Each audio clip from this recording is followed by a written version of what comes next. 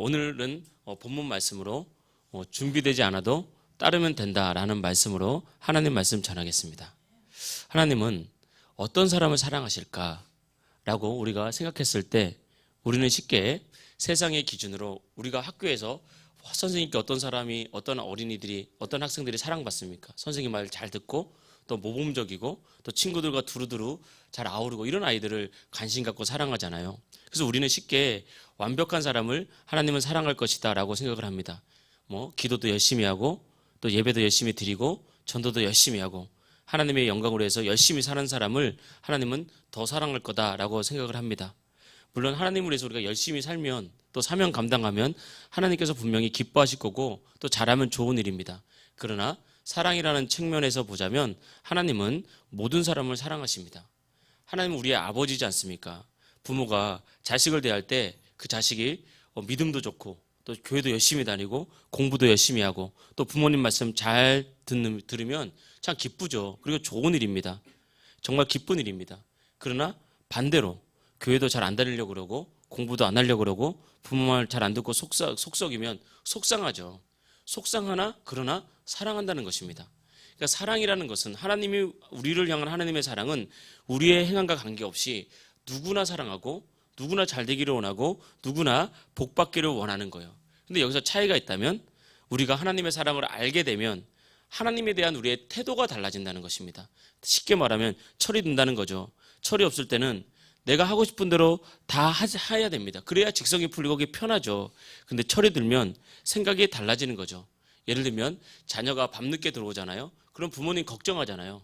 근데 왜 이렇게 늦게 들어왔냐라고 물으면 철이 없을 때는 걱정하지 말라고, 늦게 들어온다고 어떻게 되는 거 아니니까 그냥 편히 주무시라고 이렇게 얘기합니다. 그게 틀린 말은 아닙니다.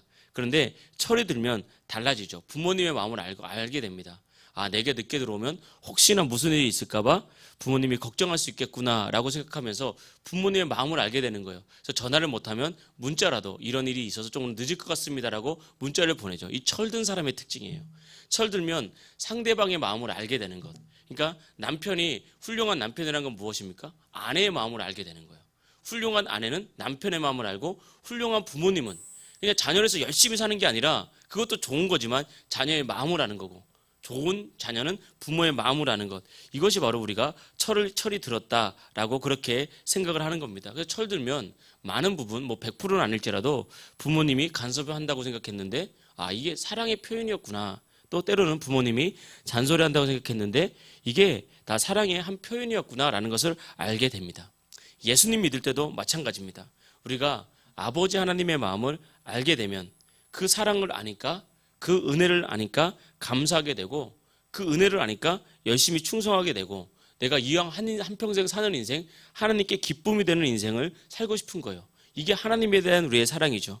그러니까 하나님의 사랑은 사별이 없지만 다만 하나님에 대한 우리의 마음이 틀린 겁니다. 어떤 사람은 철든 신앙하는 거고 어떤 사람은 아직 철들지 않은 신앙하는 거고 그러니까 중요한 것은 하나님의 사랑은 변하지 않는다는 것을 알고 계속해서 그 사랑을 만나면 때가 되면 다 영적으로 철이 들게 되고 하나님 사랑 알게 되고 내가 그때는 몰랐는데 내가 하나님을 위해서 사는 것이 정말 기쁜 일이구나 즐거운 일이구나 그것을 알게 되면서 우리의 신앙이 변화되고 우리의 삶도 변화가 되는 것입니다.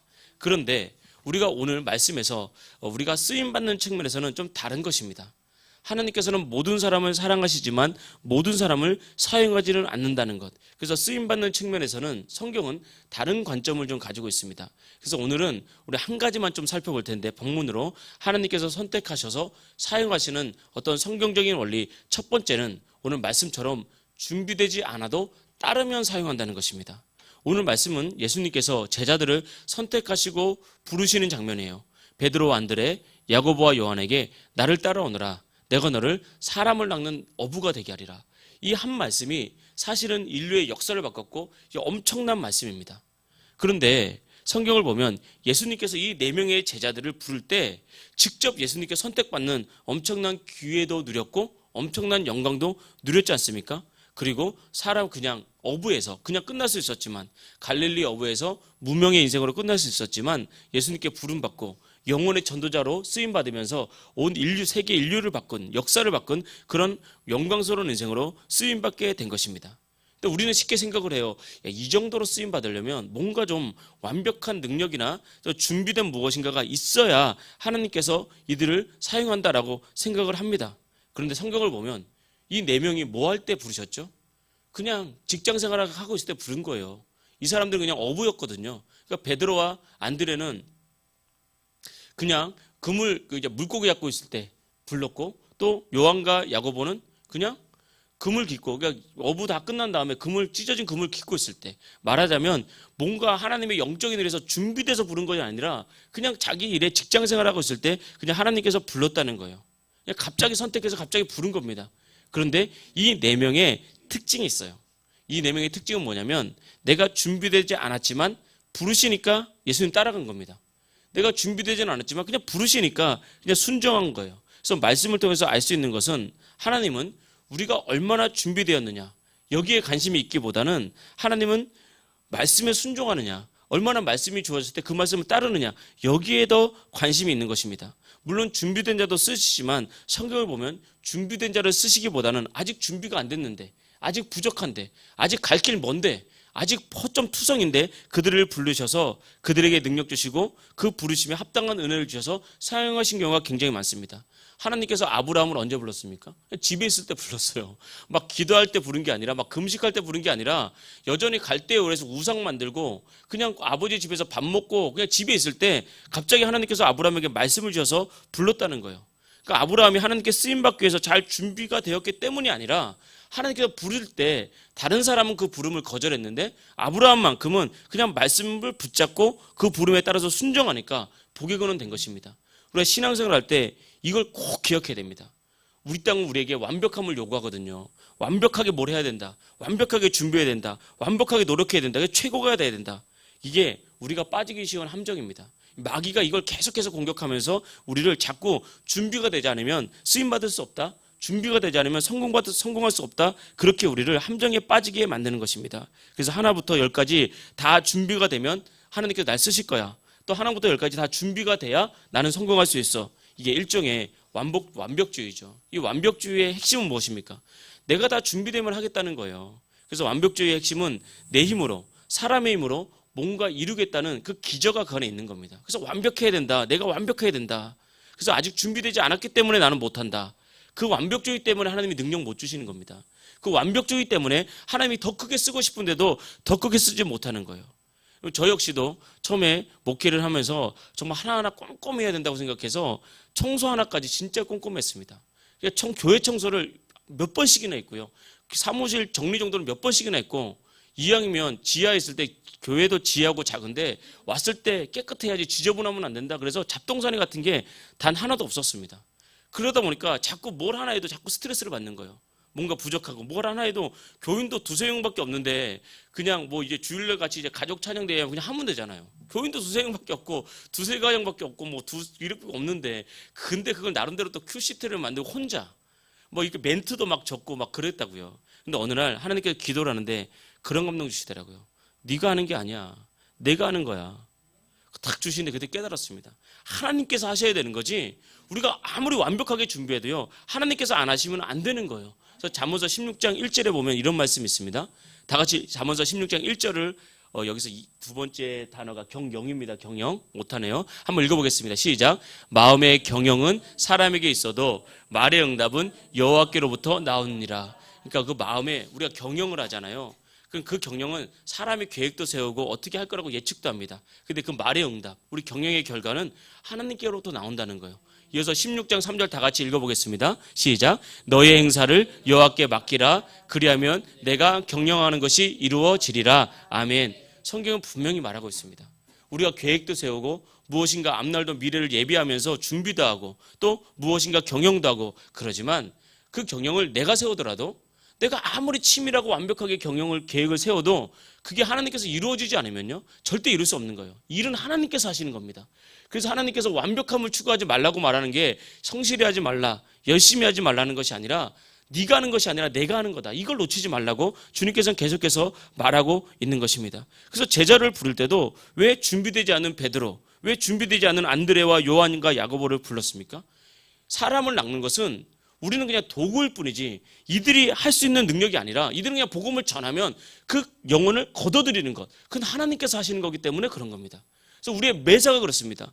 우리가 자녀를 양육하거나 또 우리가 뭐 직장을 다니거나 사업을 하거나 또 우리 교회도 마찬가지고 모든 면에서 자꾸 뭔가 준비돼서 내가 완벽하게 착착착착, 그거 아닙니다. 그것 때문에 하면 더 크게 역사할 수 있는데, 하나님께서 더 능력 있게 쓰임 받을 수 있는데, 더 훌륭한 사람 만들 수 있는데, 나의 완벽함이 하나님의 능력을 제한하기 때문에 우리가 하나님께서는 부족한 우리를 그냥 부르시는 거예요. 성경 사사기 6장에 보면 하나님께서 기드온을 부르시죠. 우리가 잘 알지 않습니까? 저는 어제 말씀을 준비하면서 이 다음에 천국에 가면 기드온도 과거의 구약시대의 사람이지만 영적으로가 한 형제 아닙니까? 그러니까 기드온 형님 아니겠습니까? 근데 이 기드온 형님이 저를 별로 안 좋아할 것 같아요. 맨날 성경 예화로 기드온은 연약했다, 믿음이 없었다, 맨날 이렇게만 쓰니까 기드온이 이 형님께서 하늘에서 보시고, 야, 너는 항상 다른 사람도 있는데 왜 나만 가지고 그러냐. 사실은 저는 더 연약한데, 근데 성경이니까 팩트니까 뭐 어쩌게 하겠습니까? 그러니까 이제 기드온은 우리가 아는 것처럼 눈을 씻고 봐도 전쟁을 이끌 만한 인물은 아니었습니다. 소심한 사람이었고 결단력이 약했고 이 담이 약한 사람이었고, 한마디로 말하면 준비가 전혀 안 된 사람이었습니다. 하나님께서 기드온을 큰 용사라고 불렀는데도 나는 큰 용사가 아니라면서 몇 번이나 발뺌했죠. 근데 기드온이 달랐던 점은 그래도 하나님이 몇 번 말씀하시니까 하나님 믿고 순종하는 사람이었어요. 정말 우리가 잘 보십시오.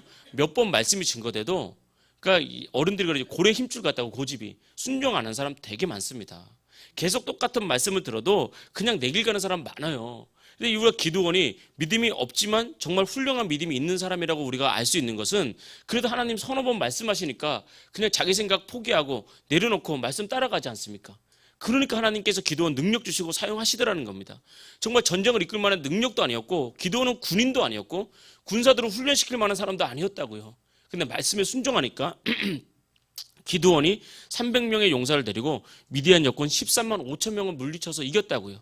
이게 무엇을 말합니까? 하나님은 준비된 사람이 아니라 순종하는 사람, 완벽한 사람이 아니라 순종하는 사람을 사용한다라고 말하는 증거라는 것입니다. 그래서 우리가 왜 이 땅을 살아가면서 왜 순종이 중요한지 알겠죠. 그러니까 순종이라는 것이 꼭 말씀 따라야 돼 이렇게 매이면은 순종을 한계 짓는 거예요. 순종은 훨씬 더 큰 의미가 있습니다. 말씀 따라갈 때 우리 한계를 깰 수가 있고, 말씀 따라갈 때 하나님이 더 나를 뛰어넘는 능력도 공급하시고, 우리가 말씀에 순종할 때 우리를 통해서 놀라운 일을 행하시는 거예요. 그래서 순종은 하나님의 전능하심을 인정하는 사람이 순종하는 거예요. 그리고 순종은 지금 나에게 일어난 현실을 보면 순종할 수 없습니다. 지금 나에게 일어난 현실을 보는 것이 아니라 앞으로 행하실 하나님의 계획을 볼 때 순종할 수가 있는 거예요. 지금은 막혔잖아요. 지금 안 되잖아요. 지금 여전히 안 되는데 어떻게 순종합니까? 근데 앞으로 하나님께서 행하실 것을 딱 보고 믿으면 우리가 순종할 수 있는 거죠. 우리가 어제 화요일 전도했지 않습니까? 함께 나온 우리 교인들이 함께 전도를 하면서 참 제 마음에 하나님께 감사했는데, 성경은 분명히 전도를 말할 때 뭐라고 말했냐면, 이 전도는 사람이 보기에 미련한 거라 그랬어요. 하나님은 다 알고 있어요. 우리가 나가서 전도주 주고, 우리 그 엄순이 성도님이 이게 잘 떠주셨잖아요. 수세미 엄청 좋아하시거든요. 근데 수세미를 10장 줘도요, 받을 땐 좋아하지만 예수 믿는 거 아닌 거 우리 다 알고 있습니다. 그냥 받아갈 때만 좋아하지. 근데 성경은 뭐라고 말하지 않습니까? 전도에 미련한 것을 통해서 복음 전하는 것을 하나님께서 기뻐하셨다 그랬어요. 그게 왜 그렇습니까? 하나님은 우리가 전도하면 오고 그럼 내가 전도한 줄 알고 있거든요. 그게 아니라는 겁니다. 우리는 그냥 말씀에 순종하는 걸 기뻐하는 거예요. 하나님께서 말씀 따라가는 걸 기뻐하는 거예요. 그걸로 인정해주고 그걸로 칭찬하는 거고, 그 결과는 하나님께서 우리에게 책임져 주시고 그 결과는 하나님께서 알아서 처리해 주시는 것입니다. 그러니까 현실만 보면 이렇게 노방전도가 무슨 전도가 되겠어요. 새로운 전도법, 물론 지혜로 계속해서 만드는 것 정말 좋습니다. 그러나 그거 가지고 우리가 굳이 부정적으로 말하거나 할 필요가 없다고 말할 필요가 없다는 거예요. 왜냐하면 성경은 전도에 미련한 것으로 하나님께서 일할 것을 일하신다고 말씀하기 때문에 하나님의 계획을 믿고 순종하다 보면 전도의 문을 여러 가지 방법으로 열어 주신다는 것입니다. 이것이 중요해요. 오늘도 보니까 박 집사님이 감기가 좀 심하시네요. 일교차가, 저도 좀 감기가 있었죠. 목 뒤가 막 마르고 그러는데, 이렇게 피아노 치는데 아마 박 집사님 처음 피아노 칠 때 아마 우리 교인이 많지는 않지만 그래도 박 집사님보다 피아노 더 잘 치는 사람도 분명히 있었을 거예요. 근데 계속해서 그냥 순종하니까 지금 잘 치잖아요. 제가 박자 다 틀려도 다 맞춰주잖아요. 할렐루야. 굉장히 당황스럽다 맞춰주잖아요. 그러니까 준비돼서 쓰는 게 아니라고요. 그래서 저도 여기까지 혼자 이제 평신도로 신앙생활 할 때도 그렇고 또 전도사를 하거나 또 이렇게 목회자를 해봐도 그렇고 많은 교인들을 만났잖아요. 큰 교회 갔을 때도 큰 교회도 제가 다녀봤잖아요. 그런데 실력 있는 사람 쓰는 게 아니라 순종하는 사람 쓰더라고요. 제가 큰 교회가 막 3,000명, 5,000명 이런 교회 다니게 전도사로 있을 때도 보면 얼마나 뭐 재능 있는 사람 많겠습니까? 근데 어떤 사람이 반주하냐? 순종하는 사람 반주하더라고요. 못해도 자꾸 하면서 어떤 사람이 뭐 이렇게 쓰임 받냐? 순종하는 사람 쓰임 받더라고요. 능력 있어도 순종 못하면 쓰임 못 받더라고요. 우리가 그것이 중요한 것입니다. 그래서 뭔가 우리가 여건이 좋으니까 준비가 되니까 그때 준비가 되면 순종하겠습니다가 아니라 부족해도 하나님 감동 주시니까 말씀 주시니까 순종하겠습니다. 이게 저를 포함해서 우리 모두가 마찬가지라는 것입니다. 그러면 하나님께서 그게 은혜 주세요. 그러면 하나님께서 그 사람에게 또 그 사명 감당하다가 감당할 수 있게 능력도 주시고 여건도 열어주시면서 우리를 충성되게 보면서 이후에는요 전문성도 주십니다. 은혜 주신다는 것입니다. 이것이 바로 하나님의 방법이에요. 그리고 성경을 보면 우리가 읽었지만 경영은 누구에게 있다? 경영은 하나님께 있다 그러잖아요.